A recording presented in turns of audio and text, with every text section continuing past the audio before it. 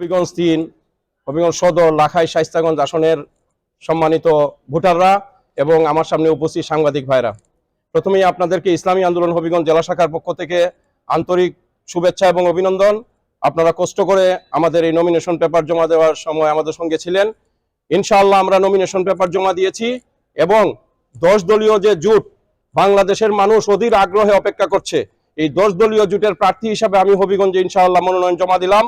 আশা করি ইনশাআল্লাহ 10 দলের প্রার্থী হিসাবে আমি হবিগঞ্জে হাত পাকার প্রতীকে নির্বাচন করব এবং যে সুষ্ঠু অবাধ নিরপেক্ষ নির্বাচনের মাধ্যমে আগামীর বাংলাদেশ একটি ইনসাফ ভিত্তিক বাংলাদেশ হবে। বাংলাদেশে কোনো জুলুম থাকবে না, নির্যাতন থাকবে না, চাঁদাবাজ থাকবে না। সেই আশা নিয়ে আপনাদের সার্বিক সহযোগিতা কামনা করছি।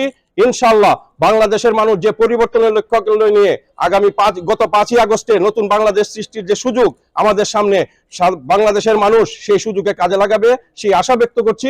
সবার কাছে দোয়া প্রার্থনা করছি।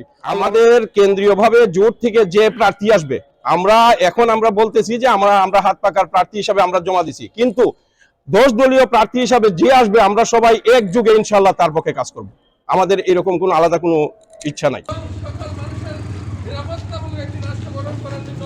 আপনাদের সার্বিক সহযোগিতা কামনা করছি। সংগ্রামী উপস্থিতি এ পর্যন্ত আপনাদের